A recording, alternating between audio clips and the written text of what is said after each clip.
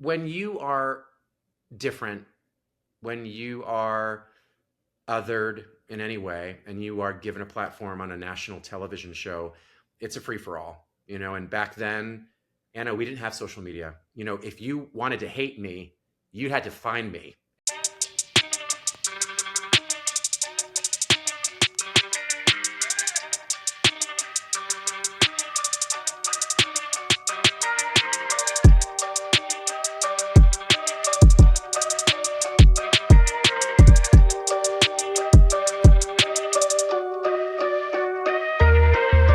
Family, it's your favorite queer radio personality, Anna DeShawn, here with another exclusive interview for the Queer News Podcast. And this one is special because it comes through a Chicago connection, okay? And y'all already know, I'm 10 toes down for Chicago. And so today, I'm excited to welcome to the Queer News Podcast, Jim Verraros. Jim, what's going on? Thank you, Anna, so much for having me. I so appreciate it.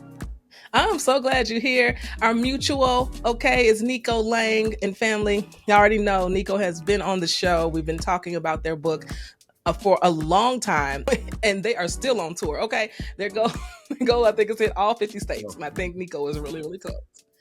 Maybe twice. Maybe twice. At this point, right? But today we got Jim through Nico, and I love these Chicago connections. And family, if you don't know, and maybe you remember in 2002 when Jim was on the inaugural season of American Idol, made it to the top 10, okay?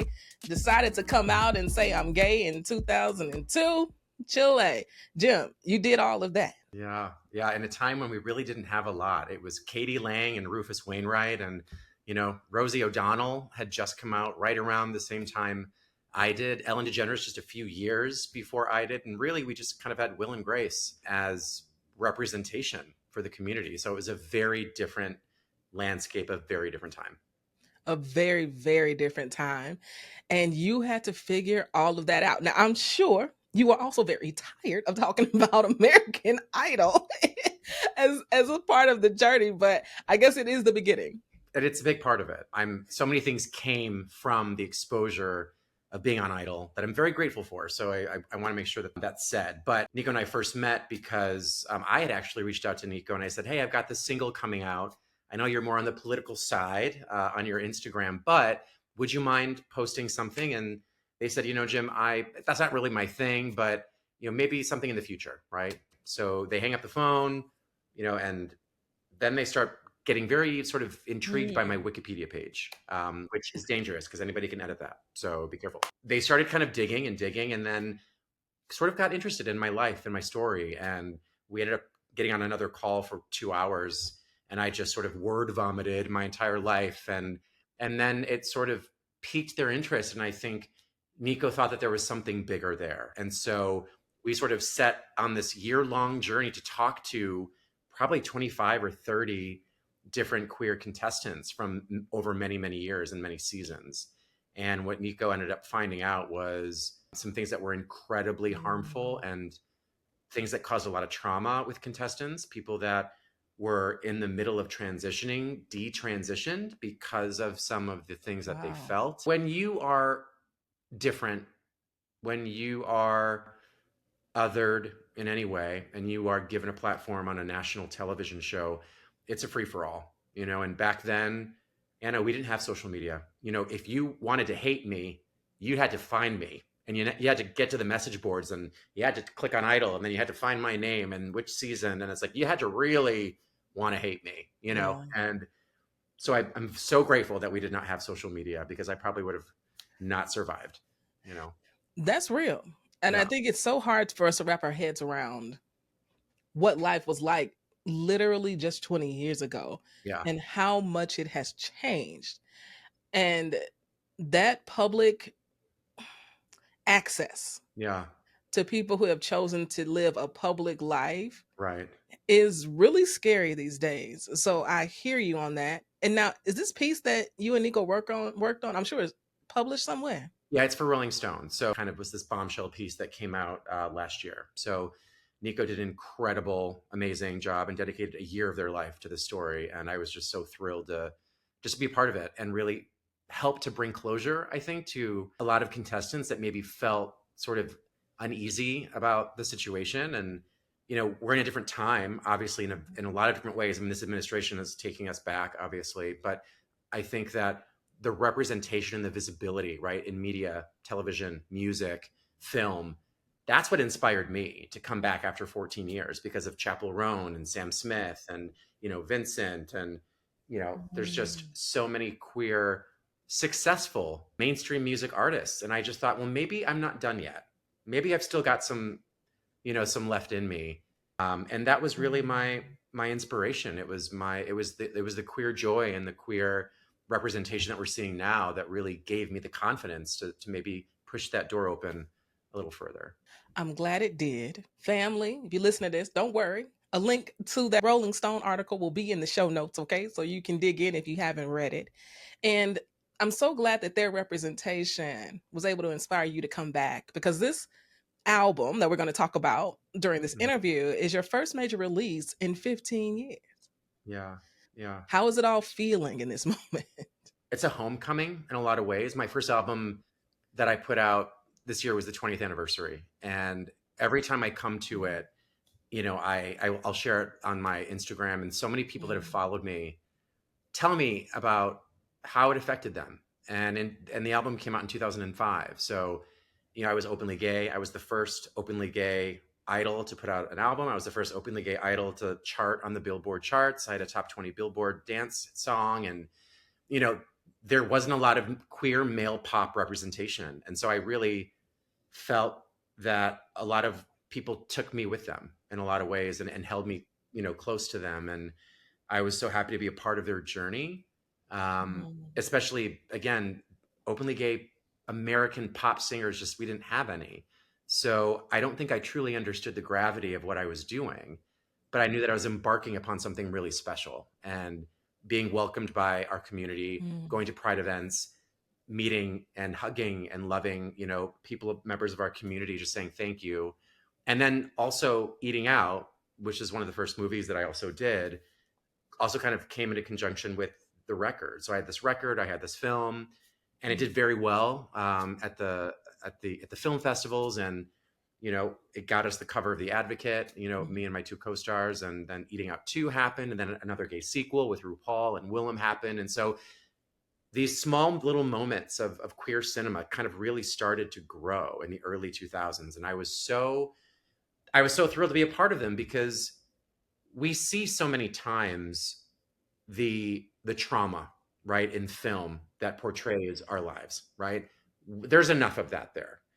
What we don't see is the Yes. joy, the hilarity, the unseriousness, the pure unadulterated love of just Mhm. sex and just, this inhibition to being gay, right? It can be fun. It's also very lighthearted and very American Pie, and we can sort of laugh at ourselves too. And so they weren't Oscar worthy movies by any chance, but I think it was what we needed to see. We needed to see more of ourselves reflected on screen, reflected in actors, or openly gay actors playing an openly gay role, right? So I look back at that part of my career, and I did it so early on. I mean, I was Yes. 19 on American Idol.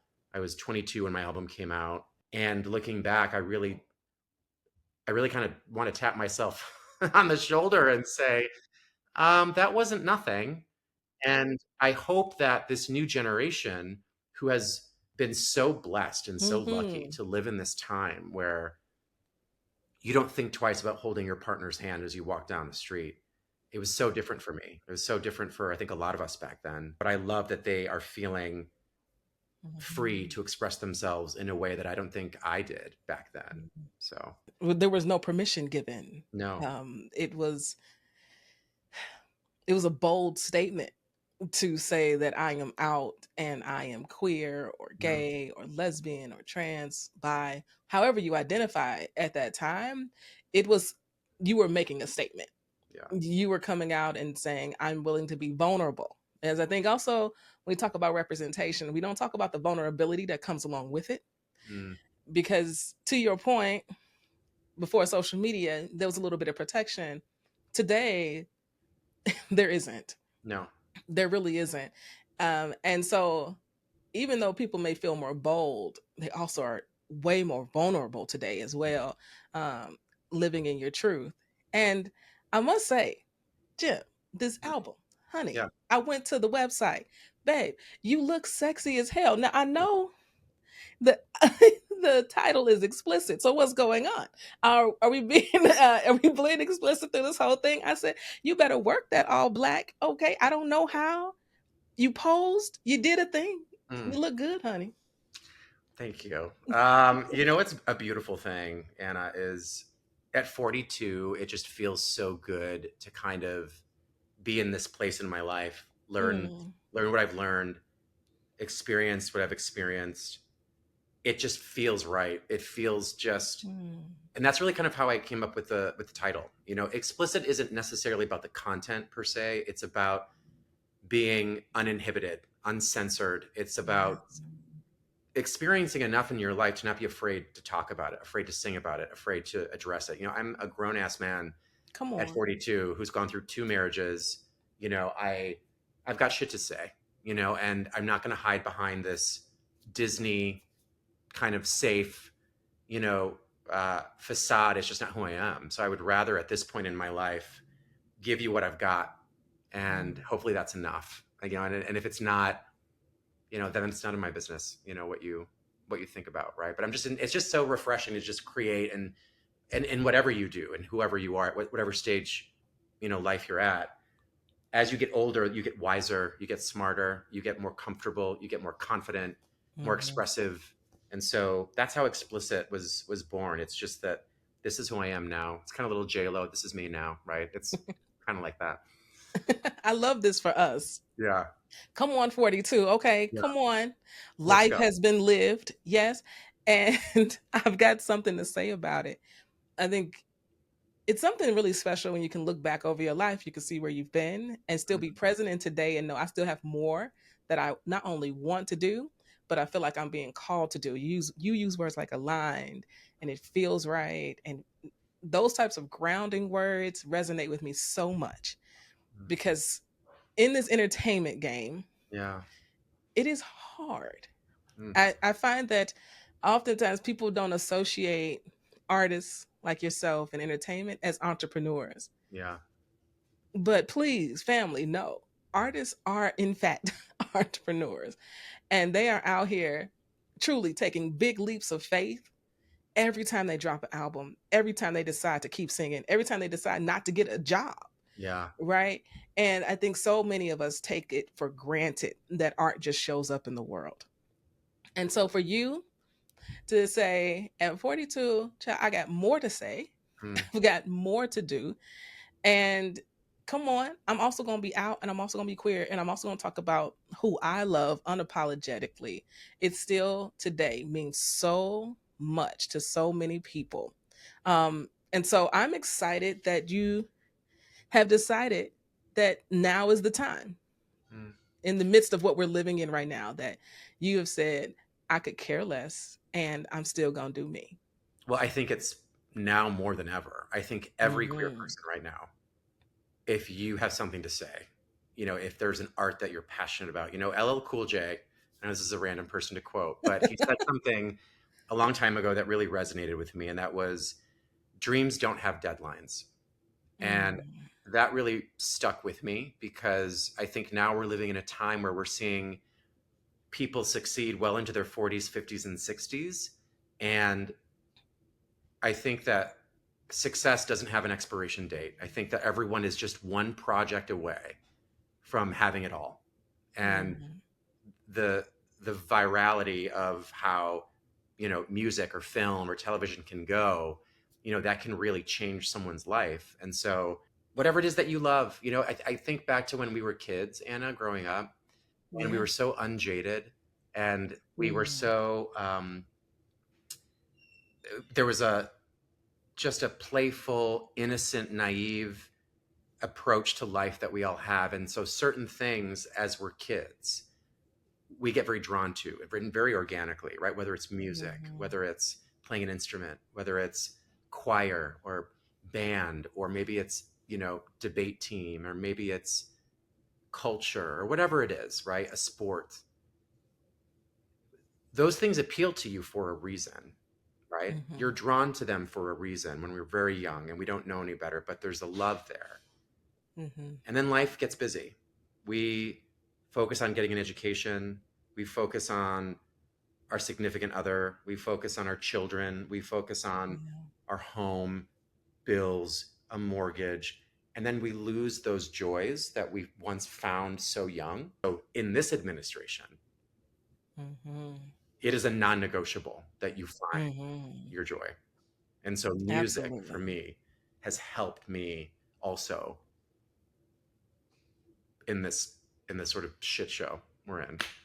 Mm-hmm. Shit show, Mm. yes. And queer joy, absolutely. It is a mandate. And family, y'all hear me talk about this all the time. It is a mandatory activity to go out here and find yourself some joy. Not happiness, but some real joy and grounding in your life. Um, I'm so interested, Jim, with this album Yeah. Explicit. You got to tell me what is that one track you think people are gonna love the most coming from the album? You know, it's funny. I not only was it inspired by just other queer artists, but I teamed up with an incredible queer songwriter who is in Oklahoma City. Their name is Jace Green. Jace is beyond gifted. Thinks about music and almost mathematics because there's Mm.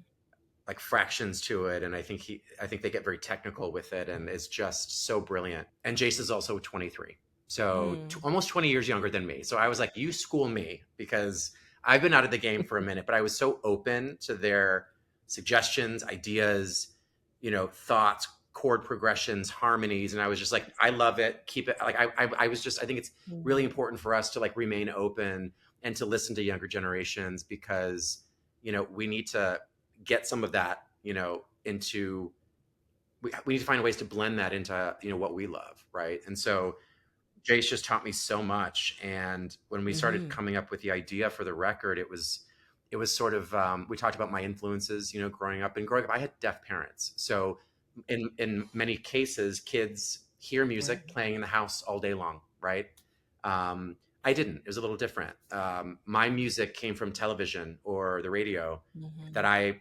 I turned on, right? And so I was always very organically drawn towards soulful voices, right? Singers in the church. Sister Act 2, Mhm. Lauryn Hill, right? I mean, that made me want to fucking sing. Like Mhm. Eye on the Sparrow, I like die every time. So it was Tina Turner, Mariah, Whitney, George Michael, Michael Bolton, these Mhm. very, very, very soulful, like you went through some shit when you sing and you hear it with those people. And so I started to Mhm. sing in the car a lot, with my mom who's deaf, right? And she would always just kind of put her hand on my throat, because people would come up to her when I would perform, and she'd always come to shows that I was doing in high school and junior high, and she was like, "Your son is just has such a beautiful voice." And my mom was just like, "Okay." She was like, "I guess my son is Mariah, apparently." And I was just like, "Oh, I want you to keep thinking that." Um, but it really sort of shaped a lot of things for me. And growing up with deaf parents, I was very much their interpreter, at a very young age. So i Right. was i was having these very adult conversations at 4 and 5 with her gynecologist, or a dentist appointment, or maybe it was a realtor, or her accountant, or Mm. her attorney. And I was sort of growing up very, very quickly. And as a CODA, I'm not sure if you've seen the movie, but CODA stands for Child of Deaf Adult. um, it can be a struggle, because you feel like you identify with both hearing and the deaf world, Mm. and yet it's really hard to kind of find where all of that intersects. Mm.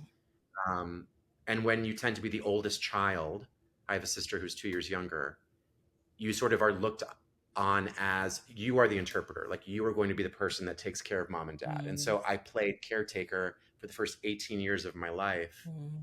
and handled things that most children Right. could never do. Yeah. But it also had a lot of benefits. I grew up on closed captioning. So when I would watch TV, Mm. I really just stared at the words, at the bottom of the screen. And so I ended up competing in spelling bees when I was in 7th grade, and I was seventh in the state of Illinois when I was 13 years old.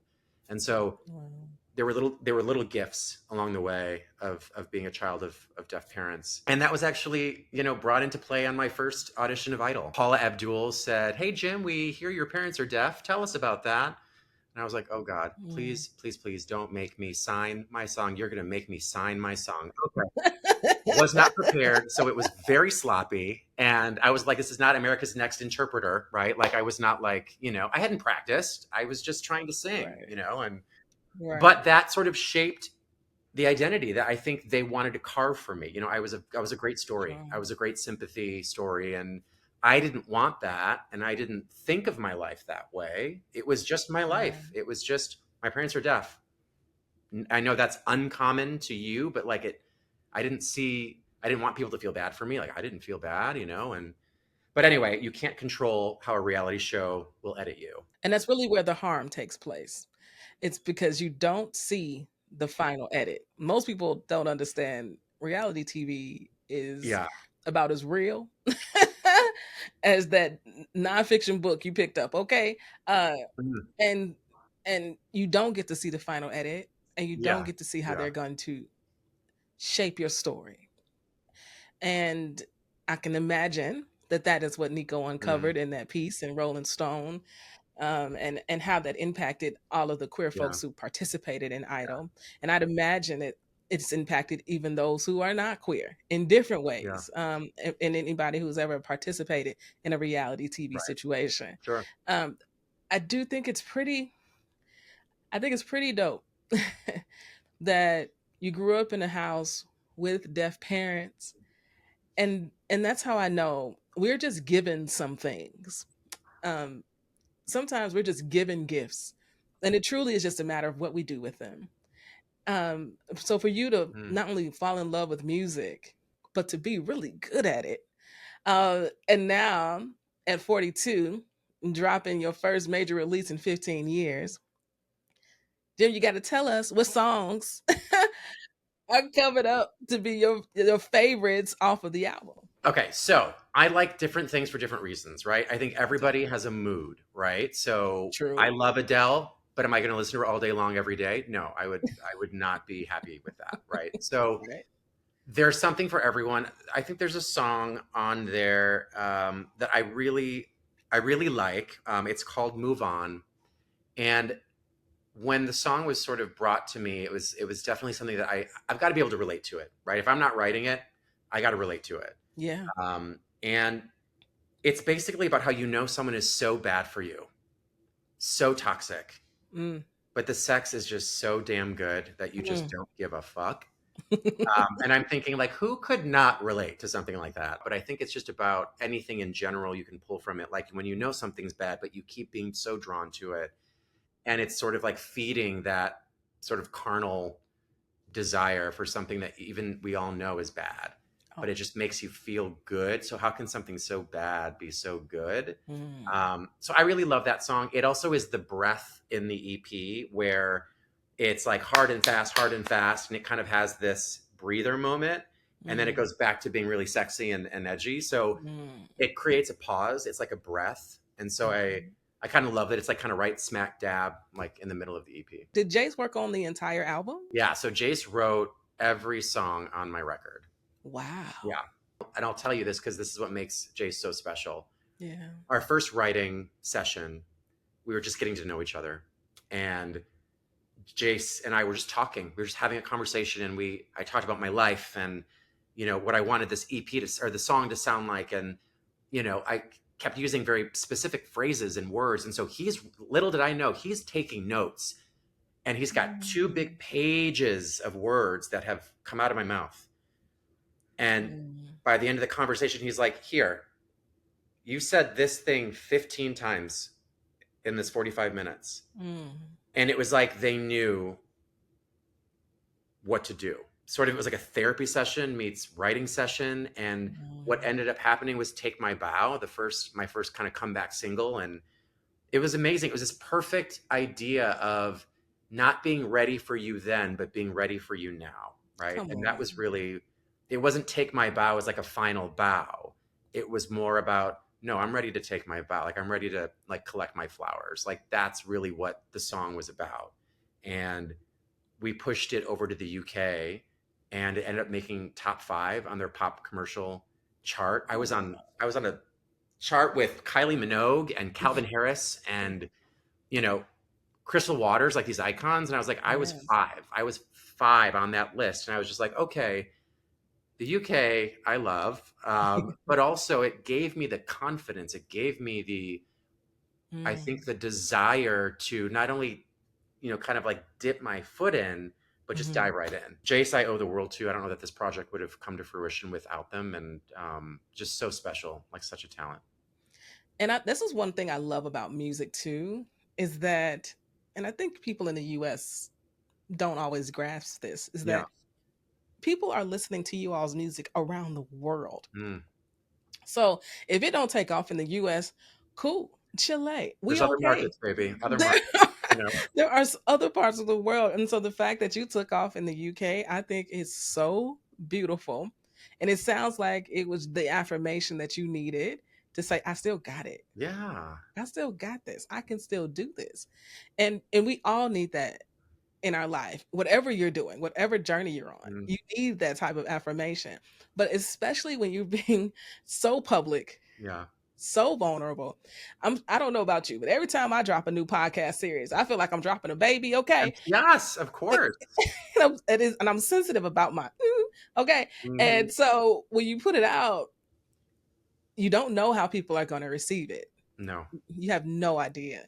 And so I'm so glad you got such a reception, top 5 on the UK charts under that single that has fueled, yes, the desire for explicit family. Okay. So at this point, when you're listening to this, it's time to go stream. Okay. And let's put this on the charts for Jim. Let's do this. Like 0.3 of a penny. That's how much these artists are getting. So. You said pennies. I mean, here's the thing. The beautiful thing about where I'm at right now is that people really don't know what to expect. So I can kind of do what I want, right? And as an artist, as you know, Anna, it's expensive. That feeds the costs, right? To produce a record, to pay a songwriter, a mixer, a sound engineer, a vocal producer, remixers for the clubs. It's like, and then if you want to start to hire a publicist to push PR, and then it's, a website, right? And then it's a content creator, right? Because I'm 42 and I'm like, oh shit, TikTok, fuck, I forgot about that. It's like, I've got to learn great.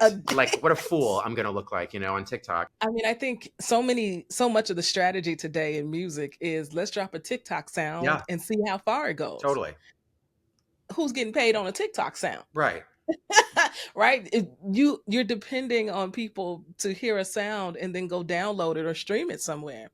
Oftentimes people don't even make the second step. And so the way music, the way we're showing up in the world today, it is not only still expensive, and it may be even more expensive depending upon what you want to do today, but it's also the wild, wild west when it comes to marketing and promotion.